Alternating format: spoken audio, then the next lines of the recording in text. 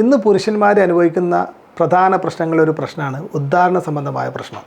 അതായത് ഇതൊരു രോഗമാണ് എന്ന് മനസ്സിലാക്കുക, അല്ലാതെ ഇതൊരു നാണക്കേടായിട്ട് പുറത്ത് പറയാതിരിക്കുക എന്നുള്ളതല്ല. രോഗമാണെന്ന് മനസ്സിലാക്കിയിട്ട് നിങ്ങൾക്ക് വിശ്വാസമായ ഒരു ഡോക്ടറെ കാണിക്കുക, അതിന് വേണ്ട രീതിയിലുള്ള ചികിത്സകൾ എടുക്കുക എന്നുള്ളതാണ് ഇതിൻ്റെ പ്രധാനമായിട്ടുള്ള രീതി. ഇത് എന്തുകൊണ്ടാണെന്നുള്ള ഒരു ചെറിയൊരു ഉദാഹരണം നമ്മൾ ഉണ്ടാക്കി വെച്ച് കഴിഞ്ഞാൽ, ശാരീരികമായിട്ടുള്ള പ്രശ്നങ്ങളാണ് ഡയബറ്റിക്, അതായത് പ്രമേഹം, BP, കൊളസ്ട്രോൾ. ഇത് ശാരീരികമായ അസുഖങ്ങൾ, ഇത് ഉദ്ധാരണത്തിനെ ബാധിക്കുന്ന പ്രധാന പ്രശ്നങ്ങളിൽപ്പെട്ട ഒന്നാണ്. അപ്പോൾ അതിന് വേണ്ട മരുന്നുകൾ കഴിക്കുക എന്നുള്ളതാണ് അതിന് വേണ്ട പരിഹാരം. രണ്ട്, മാനസികമായിട്ടുള്ള പ്രശ്നം, അതായത് മാനസിക സമ്മർദ്ദം, ഡിപ്രഷന്, ടെൻഷന്, പിന്നെ ഉറക്കമില്ലായ്മ, ഇതെല്ലാം ഇതിനെ വേറെ രീതിയിലും ബാധിക്കും. പിന്നെ ജീവിതശൈലികളാണ്.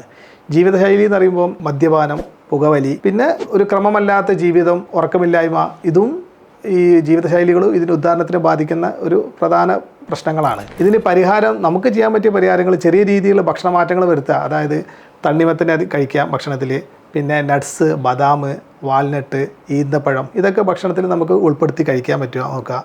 പിന്നെ വെളുത്തുള്ളി കഴിക്കുക.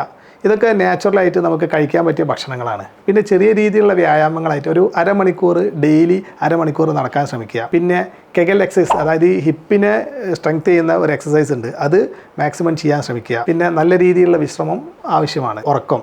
ഇതൊക്കെയാണ് ഇപ്പോൾ നമുക്ക് ഇതിന് ചെയ്തെടുക്കാൻ പറ്റിയ കാര്യം. സ്വന്തമായി ചികിത്സിക്കാതെ ഇതിനെ നിങ്ങൾക്ക് വിശ്വാസമായ സ്ഥലങ്ങളിൽ പോവുക, ഡോക്ടറെ കാണിക്കുക, അവരുടെ നിർദ്ദേശപ്രകാരമുള്ള ചികിത്സകൾ എടുക്കുക.